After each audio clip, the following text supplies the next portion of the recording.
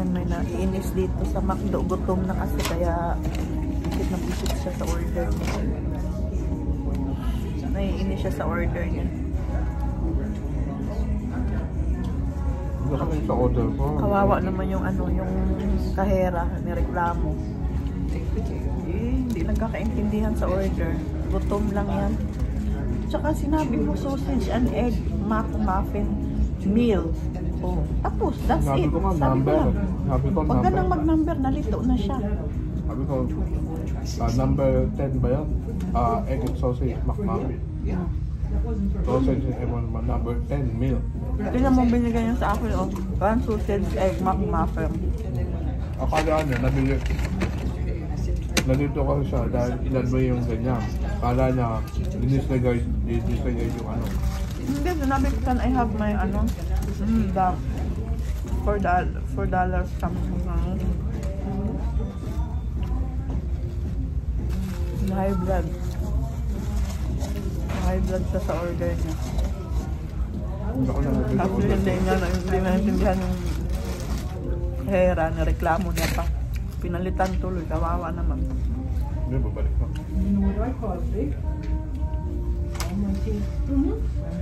Buti mo na yan. Ikaw pag gutom ka, huwag kang naman. Sabi na, ako na lang mag-order kasi nainit ang ulo mo.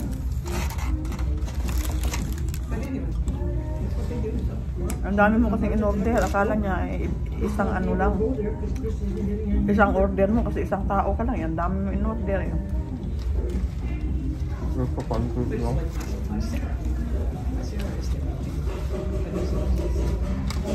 Can I add? Sabi mo sana, can I add one pancake? Ano ba sinabi ko? Sabi ko, extra with extra. Ano siya? Gusto pa niya, may ano pa, may milk pa daw. Kaya kasi may milk. Sabi nga, may kape. Ang gulo. Ang gulo daw yung usap niya. Pa ako na lang pumunta doon. Eh, hante, madali na order mo. Sabihin mo lang, gano'n. Wala lang extra. Sabihin mo lang, can I have one sausage and egg, McMuffin meal, and give me a pancake, and then... Hindi na sinabi ko. Diba? Isa-isahin mo pagsabi kasi hindi na maintindihan ng cashier, gagalit. Hindi siya naintindihan ng... May kasalanan. Hindi ko sinabi may kasalanan. Dapat pinaulit mo, oh, what's my order now? Dapat ganyan ano. Can you recheck my order? Gano'n. Diyos ko, mahirap mag...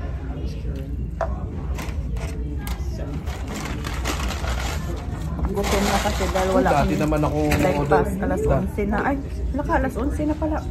Kainin mo kalahati, hindi ko maubos yung kalahati. Dati naman ako mo-order sa... Kalahati ng pancake ko, hindi ko maubos. Dati naman ako mo-order. Hindi naman ako nagkakamali ng ano, hindi naman ako nagaganyan. Sa kanya lang. Diba talaga pagkain may language ba? Wala ko na magagawa. Kawawa naman ang tao. Malay mo, nahirapan mag-English. Sinabi mo pa doon sa ano. Hindi ko sabi may English. Sabi ko, hindi natin get my order. Hindi nyo naintindihan, hindi ko sinabi niya. Kawawa naman ng tao. Minsan yung mga ano, dapat hindi ka nag-aano. Hindi ko man siya inawa yan. Nireklamo naman. Naprotect na ako doon sa ano. Hindi lang yung inawa. Nireklamo naman. Kawawa naman. Ay, naku. Live. Naubos mo na yung kape mo? Oo. Para kang ano, para kang kumain mo. Gutom, gagalit. Tapon ng basura, saan ka? Tatakbo na, tatakbo na. Ako na lang nag-order kasi upset na siya.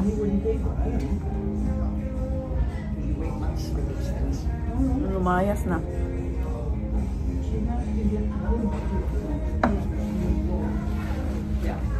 Iniwanan ako kasi nga ako siya pa daw may kasalanan.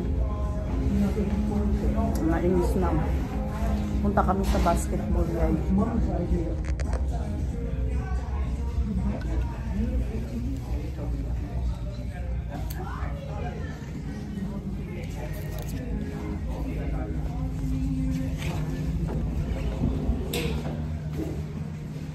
Dito kami sa basketball niya. Nagsimba kami sa ano, yung sa St. Gianna, yung malayo na church.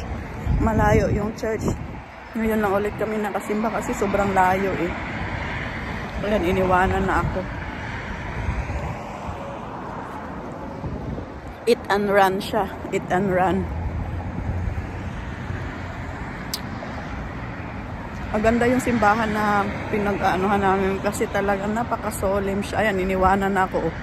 Nag-eat and run na siya. Yung napaka-wala.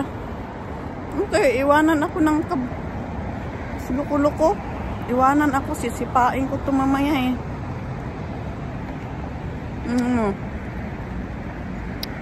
Iwanan ako, masuntok ko ito mamaya eh. Iiwanan mo yata ako. Hindi, dadaanan sana kita doon. Naglakad ka pa eh. Kala ko, iiwanan mo ako eh. Loko-loko ka. Sampain kita dyan eh. Oh. Hindi ka nagantay doon. Dadaanan kita to para mas mabilis. Naglakad ka pa tuloy. Kaya ako nagmamadali dahil Wala ko ba? Iiwanan yata ako ng loko-loko. Sisipain kita eh. Di mo yung asawa eh. Natawa-tawa ka tapos ano, busog ka na tapos na order mo kaya ka natawa-tawa na. Busy tayo na night eh. Dapat doon siya sa loob. Di marunong kumuha ng fucking orders. Uy, wag kang nagaganon be kasi yung mga may upapos siya. May sabihin na ano. sige na. Ano pa si ano man. Bye guys, pasensya na guys, gutom lang yung kasama ko kaya kung ano-anong sinasabi niya. Kasi mag 11 na dito, hindi pa kami, yun 11 AM hindi kami nagkape, ngayon lang kumain kaya mainit ng ulo. Tapos ito diretso kami sa basketball niya. Bye guys, see you again.